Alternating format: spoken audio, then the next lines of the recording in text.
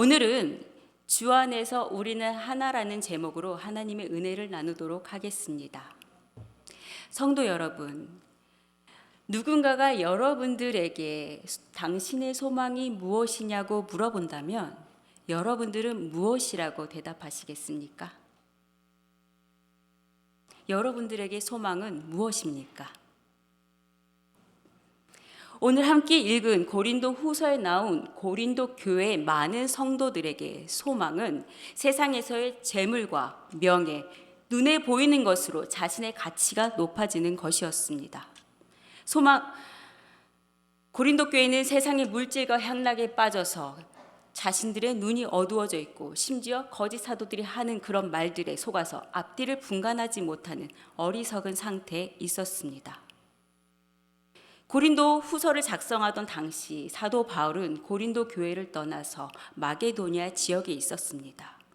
그리고 고린도 후서는 문제가 많은 이 고린도 교회를 교정하기 위해서 쓴 네 번째 편지입니다. 1세기 고린도는 그리스 제국의 크고 중요한 도시였습니다. 나중에는 로마에 의해서 정복이 되었고 그래서 로마의 속국인 그리스 수도 고린도가 되었습니다.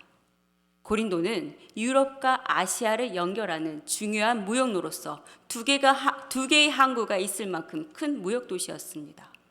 많은 물건들이 교류가 되는 만큼 다양한 민족과 문화와 종교가 고린도에 자연스럽게 유입이 되었고 융합이 되었습니다.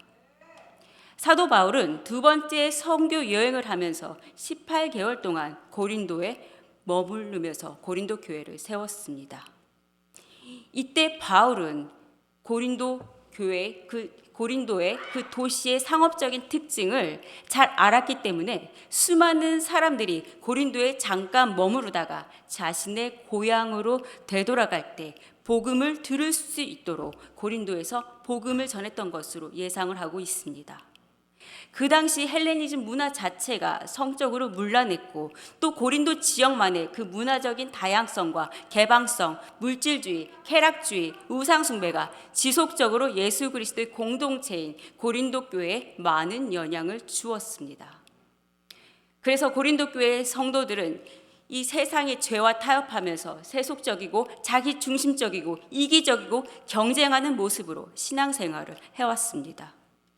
이러한 이들의 신앙 태도는 교회의 많은 문제들을 만들어냈습니다. 바울은 고린도 후서 12장 20절에서 21절에 그들의 문제들을 언급하고 있습니다. 그들의 문제는 바로 다툼과 시기, 분냄, 당짓는 것, 비방, 수근거림, 거만함, 혼란, 더러움, 음란함, 호색함이었습니다. 초대교회나 현재 많은 교회들 가운데 무너지는 교회들마다 나타나는 대표적인 증상 중 하나가 바로 교회의 분열입니다. 고린도 교회는 분열이 되어서 여러 단위로 쪼개지고 나뉘어져 있었습니다. 바울파, 아볼로파, 베드로파와 같이 지도자 중심으로 파벌이 형성이 되기도 하였고 경제적인 계층에 따라서 부유한 상인들과 빈곤한 노동자 계층으로 나뉘어져 있었습니다. 고린도전서 11장 21절에서 22절 이는 먹을 때 각각 자기의 만찬을 먼저 갖다 먹음으로 어떤 사람은 시장하고 어떤 사람은 취함이라. 너희가 먹고 마실 집이 없느냐? 너희가 하나님의 교회를 업신여기고 빈궁한 자들을 부끄럽게 하느냐? 내가 너희에게 무슨 말을 하랴? 너희를 칭찬하랴? 이것으로 칭찬하지 않노라. 고린도 교회의 부자들은 일찍부터 자신의 음식을 싸서 교회에 와서 주의 만찬을 한다고 하면서 음식을 배부르게 먹고 마시며 술에 취해 있었습니다. 가난한 성도는 고된 노동을 마치고 교회에 뒤늦게 왔지만 이미 부자들이 그 음식을 다 먹어버렸기 때문에 주의 만찬에 참여하지도 못하고 아무것도 먹지 못한 채 더 배고픈 배와 상실한 마음으로 집으로 돌아가야만 했습니다. 어떤 사람은 배고프고 어떤 사람은 취해 있는 완전히 상반된 모습으로 고린도 교회는 나뉘어져 있었습니다. 부유한 성도는 자신의 배부름과 취함에 만족하면서 배고프고 빈곤한 성도들을 안타깝게 여기지 않았습니다. 고린도 사회의 이 계급 문화가 자연스럽게 교회에 이어지면서 자신들의 하인격인 노동자층 성도들을 하대하는 것을 당연하게 생각한 것입니다. 교회 공동체는 이러한 차별에 무감각해져 있었습니다. 성도 여러분, 여러분 옆에 배고프고 힘든 성도들을 볼 때 여러분들은 어떠한 생각을 하십니까? 제 둘째 아이 주한이가 소아암으로 장기간 치료를 위해서 병원에 입원을 했을 때 입원실에 고요함을 깨는 소리가 있습니다. 바로 CPR 호출하는 소리입니다. CPR은 심폐소생술로 환자의 심장이 멈추거나 호흡이 정지했으면 흉부 압박을 하면서 심장과 호흡의 기능이 돌아오도록 하는 응급처치입니다. 단시간 큰 힘으로 쉬지 않고 흉부 압박을 해야 하기 때문에 많은 사람이 필요합니다. 그래서 그 근방에 있는 의료진들을 소집하기 위해서 병원 전체에 CPR 호출을 합니다.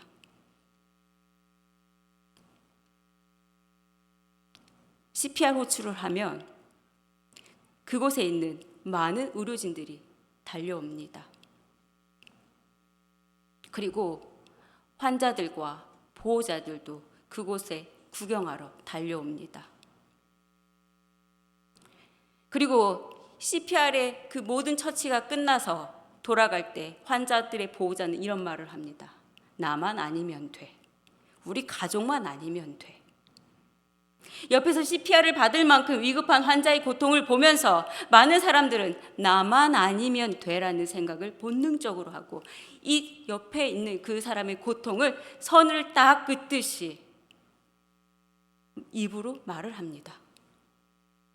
고린도 교회 성도들도 각 개인들마다 나뉘어져 있고 혹은 당을 지어서 혹은 빈부 차이로 나뉘어져 있었기 때문에 나와 다른 당이나 나와 다른 계층이면 일하다 배고프든지 말든지 전혀 신경을 쓰지 않았습니다.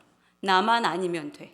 우리만 아니면 돼. 지극히 이기적인 그들에게는 복음의 능력, 죽은 영혼을 살리는 능력이 없었습니다. 오히려 그들은 교회 안에 살아있는 영혼도 죽이는 능력을 갖고 있었던 것입니다. 이들의 그런 죽이는 능력은 고린도 교회에 많은 문제들을 만들었고 그리스도의 한 몸인 교회 공동체 안에서 서로를 미워하고 분노하게 했고 조각조각 분열을 시켰습니다. 그들의 분열은 더 나아가서 진리로부터 멀어지는 분열까지 이어졌습니다. 고린도전서 11장 13절 13절 그런 사람들은 거짓 사도요 속이는 일꾼이니 자기를 그리스도의 사도로 가장하는 자들이니라. 고린도 교회는 그들의 심각한 죄로 인해서 진리를 전하는 사도조차 제대로 분별하지 못했습니다. 사도 바울이 고린도 교회를 떠난 이후에 교회에는 거짓 사도들이 찾아왔고 사도 바울에 대한 이간질을 시작합니다. 사도 바울은 말할 때 언변이 시원찮다. 고난을 받는 약한 삶을 살아가고 있다. 다른 사도들처럼 또 후원을 받지 않는다. 그리고 12 제자처럼 생전에 예수 그리스도와 함께 있지도 않았다. 이러한 다양한 이유를 들어서 바울을 예수 그리스도의 사도로서 권위가 없는 자라고 이야기를 합니다. 그리고 거짓 사도들은 사도 바울이 전한 그리스도의 복음이 진리가 아니라고 말하면서 고린도 교회 성도들을 현혹시키고 사도 바울과 분리를 시키려고 했습니다. 그리고 고린도 교회 성도들은 정말 진심으로 이들의 말을 믿고 받아들였습니다. 사도 바울에게 당신이 사도인 것을 우리에게 증명하라 라고 말하기까지 했습니다. 그래서 사도 바울은 이들의 요구에 이렇게 대답을 합니다. 고린도후서 13장 3절에서 4절 말씀. 이는 그리스도께서 내 안에서 말씀하시는 증거를 너희가 구함이니 그는 너희에게 대하여 약하지 않고 도리어 너희 안에서 강하시니라. 그리스도께서 약하심으로 십자가에 못 박히셨으나 하나님의 능력으로 살아계시니 우리도 그 안에서 약하나 너희에게 대하여 하나님의 능력으로 그와 함께 살리라. 사도 바울은 자신의 사도의 권위를 의심하고 예수 그리스도를 그 증거, 너가 사도라는 증거를 대라는 성도들에게 이야기를 합니다. 예수 그리스도는 이 땅에 계실 때 수치스러운 십자가를 지시고 처형을 당할 만큼 약하셨지만 하나님의 능력으로 지금 살아계시고 지금 나와 함께 있는 우리도 약해 보이나 우리는 하나님의 능력으로 하나님과 함께 살아있다라고 말하는 것입니다. 사도 바울은 약하셨던 예수님께서 지금 약함 가운데 있는 자신과 사도와 함께 있다고 증거합니다. 우리 서대전교회 성도 여러분, 여러분들은 예수님께서 약한 가운데 있는 여러분들과 함께 계시다는 것을 믿으십니까? 아멘. 고린도후서 13장 5절 너희는 믿음 안에 있는가? 너희 자신을 시험하고 너희 자신을 확증하라. 예수 그리스도께서 너희 안에 계신 줄 너희가 스스로 알지 못하느냐? 그렇지 않으면 너희는 버림받은 자니라. 바울은 우리 안에 예수님이 있는 것을 우리가 알지 못한다면 우리는 버림받은 자라고 말하고 있습니다. 고린도 교회는 자신 안에 예수 그리스도가 있다는 것을 제대로 분별하지 못했기 때문에 바울이 예수 그리스도의 사도로서 권위가 있는 자인지도 분별하지 못했고 바울이 전하는 그 복음의 진리를 분별하지 못했던 것입니다. 이들이 분별하지 못했던 것은 그들이 예수 그리스도의 믿음 안에 제대로 서 있지 못했기 때문입니다. 13장 6절 우리가 버림받은 자 되지 아니한 것을 너희가 알기를 내가 바라고.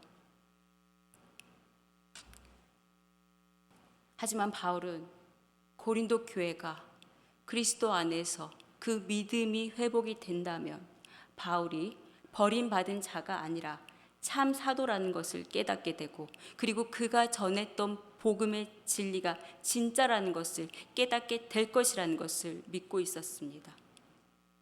13장 9절 고린도후서 13장 9절 우리가 약할 때 너희가 강한 것을 기뻐하고 또 이것을 위하여 구하니 곧 너희가 온전하게 되는 것이라. 사도 바울은 약함 가운데 결국 승리하신 예수 그리스도를 신뢰하고 믿고 있었기 때문에 지금 죄 가운데 빠진 고린도 교회를 포기하지 않았습니다. 바울은 약함으로 우리를 구원하신 예수님으로 고린도 교회 성도들이 강해지고 온전하게 될 것을 소망했습니다. 교회가 온전하게 되는 것, 그것은 바로 연합된 몸처럼 마음을 같이 하는 하나가 되는 것입니다.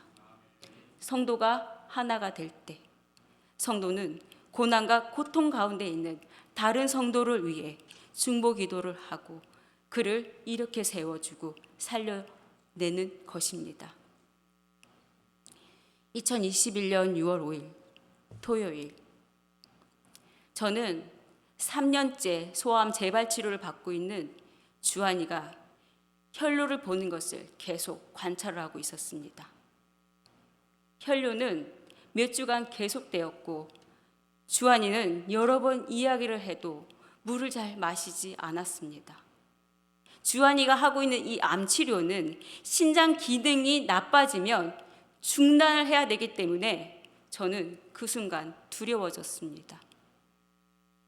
그리고 작정하고 주한이를 불러서 병실 밖으로 데리고 나와 병원 1층 로비에서 엄하게 혼냈습니다. 그때 제 마음 가운데에서는 암 치료로 머리카락 하나도 없는 저 연약한 아이를 모질게 혼내고 뒤돌아서서 후회하지 않을 자신이 있느냐고 계속 질문이 떠올랐습니다. 하지만 저는 이러한 생각들을 다 무시하고 주한이에게 윽박질렀습니다. 너 치료 받을 거야? 치료 그만할까? 너 이 상태로 가면 치료를 할 수도 없어. 제 감정에 휩싸여서 수십 번을 그렇게 혼을 냈습니다. 그렇게 한참 혼내고 둘 다 해결되지 않은 그 상심한 마음으로 병실로 돌아가는데 주한이가 장난으로 저렇게 링겔대에 걸어놓은 크레파스가 툭 하고 떨어졌습니다. 그것을 보고 앞에서 걸어가던 의사선생님 두 분이 뒤돌아서서 크레파스 36개를 주워주기 시작했습니다.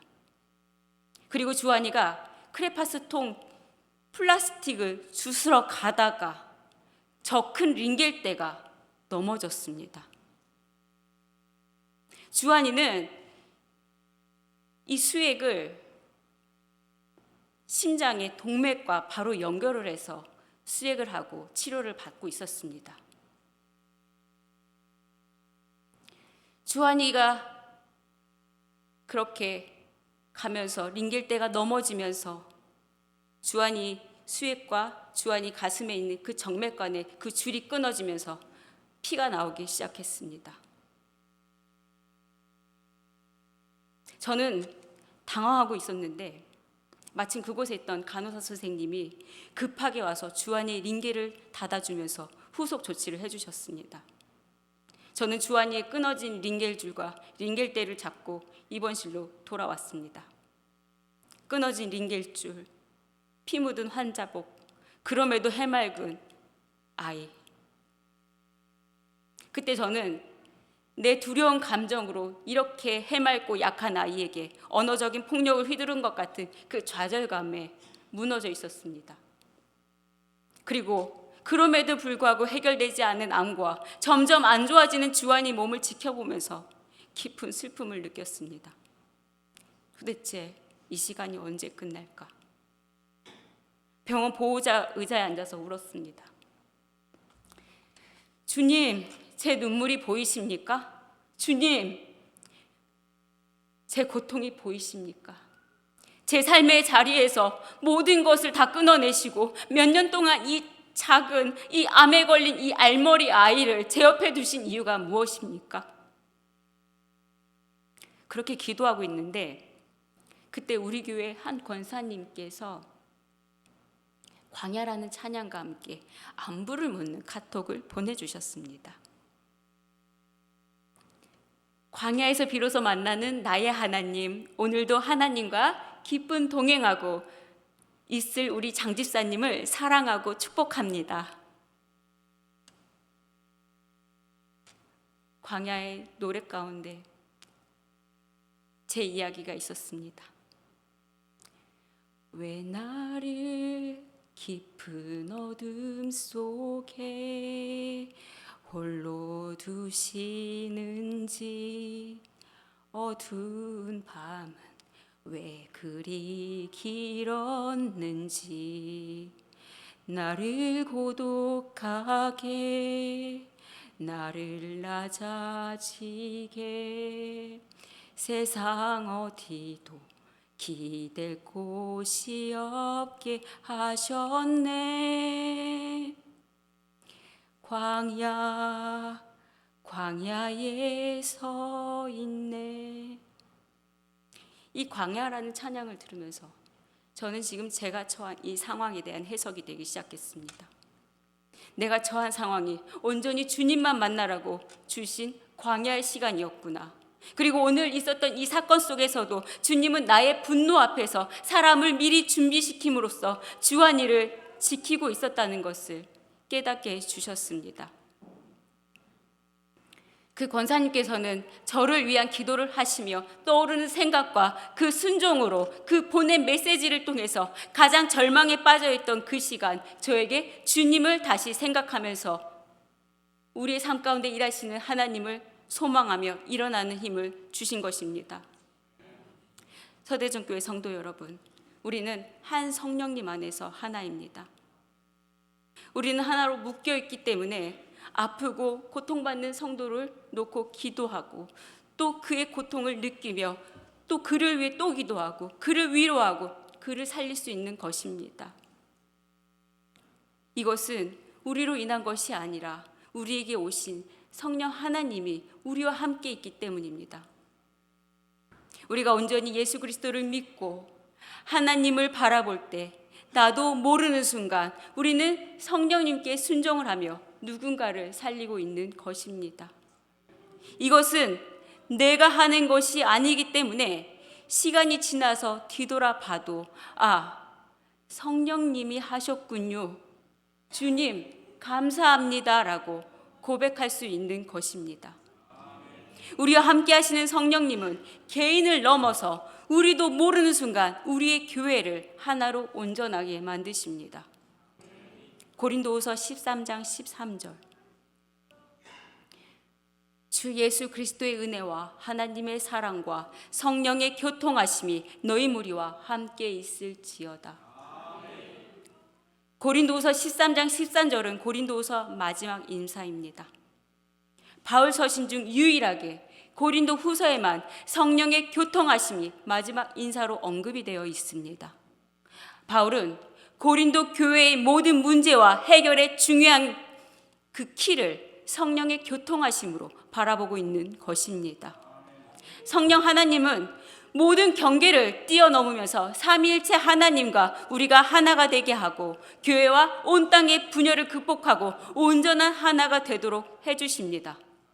그리고 성령 하나님은 사랑의 영이기 때문에 성령님을 통해 우리는 하나님의 사랑에 동참하고 싶은 깊은 열망이 생기도록 하는 것입니다.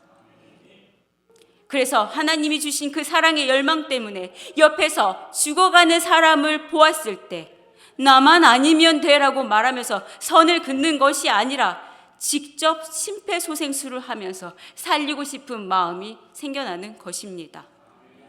그리고 성령 하나님을 통해서 우리는 예수 그리스도가 우리의 죄를 위해서 십자가에서 두 팔 벌린 채 못에 박혀 돌아가셨듯이 우리도 예수님을 따라 예수님처럼 두 팔을 벌려 죽어가는 사람을 사랑으로 안고 싶은 소망을 갖게 되는 것입니다. 그것이 비록 십자가의 못처럼 고통스러울지라도 말입니다. 고린도 교회는 세속적 세상을 따라간 세속적 성도들로 분열이 되었지만 결국 이들을 온전하게 회복시키는 능력은 하나님의 은혜와 우리를 사랑하심으로 이 땅에 보내주신 예수 그리스도, 그를 믿을 때 우리에게 오신 성령님에게 있는 것입니다. 삼위일체 하나님은 서로 교통하는 끈끈한 관계 속에서 온전한 하나가 되셨습니다. 우리도 교통하시는 성령님을 통해 삼위일체 하나님의 연합에 함께하면서 온전한 하나님 하나가 되는 것입니다. 온전한 하나가 된 우리는 이 세상에 예수를 갈망하는 그들을 찾아서 예수 그리스도를 전하고 그들을 하나 된 우리 공동체 안으로 인도해서 그들에게 예수님의 온전한 사랑과 평안, 회복과 위로를 경험시킬 수 있는 것입니다. 이렇게 모든 성도가 삼위일체 하나님과 함께 하나가 되는 것이 고린도 교회를 향한 사도 바울의 소망이었고 마지막 인사였습니다. 그리고 사도 바울을 통해 오늘 우리 교회에게 주신 예수 그리스도의 소망입니다. 성도 여러분, 여러분 옆에 고린도 교회 가난한 성도들처럼 줄인 영혼이 있습니까? 더 나아가 목마른 여인처럼 예수 그리스도의 줄인 영혼이 있습니까? 이여령의 무신론자의 기도라는 시에 이러한 구절이 있습니다. 좀 더 가까이 가도 되겠습니까? 당신의 발끝을 가린 성스러운 옷자락을 때 묻은 손으로 조금만 만져봐도 되겠습니까? 지성인이었고 무신론자였던 고 이여령 교수는 딸 고 이민아 목사가 아들을 먼저 보내고 암이라는 그 고난을 견디는 그 신앙과 죽으면서도 아빠 나 이제 천국 가라고 담대하게 말하는 모습을 통해서 예수님을 믿게 되었습니다. 무신론자의 기도라는 시는 고 이여령 교수가 예수님을 믿을까 말까 고민하는 그 갈등하는 과도기 시간에 지은 시입니다. 이 시를 다시 한번 읽어드릴까요? 좀 더 가까이 가도 되겠습니까? 당신의 발끝을 가린 성스러운 옷자락을 이 때 묻은 손으로 조금 만져봐도 되겠습니까? 여러분, 우리 주변에 많은 불신자들은 때 묻은 손일지언정 예수님을 만져보고 싶어 합니다. 예수님이 어떤 분인지 궁금하고 좀 더 가까이 가고 싶어 합니다. 하지만 예수님은 보이지 않습니다. 그래서 불신자들은 예수님을 믿는 그 사람들의 삶과 그들의 언행을 통해서 예수님이 누구인지를 보려고 한 발자국 가까이 다가와서 관찰을 합니다. 그리고 삶에서 본이 되는 성도가 불신자에게 건네는 예수님을 믿으세요 라는 그 말 한마디는 그 불신자의 마음에 깊은 울림이 되어줍니다. 그리고 그 불신자는 교회에 와서 예수 그리스도에게 점점 물들어 교회 공동체와 온전한 하나가 되는 것입니다. 여러분, 제가 제일 처음 드렸던 질문에 대해서 다시 말씀을 드리겠습니다. 여러분들의 소망은 무엇입니까? 우리의 소망은, 우리 교회의 소망은 예수 그리스도가 우리를 향한 그 소망이어야 합니다. 삼위일체 하나님 안에서 온 성도가 온전한 하나가 되는 그것이어야 합니다. 그렇게 될 때 내 영혼이 살아나고, 가정이 살아나고, 교회가 살아나고, 지역이 살아나고, 나라가 살아나고, 세계가 살아납니다. 우리가 삼위일체 하나님과 이렇게 항상 함께 한다면 하나님께서는 교회가 하나가 되는 계획과 꿈을 우리를 통해서 꼭 이루실 것입니다.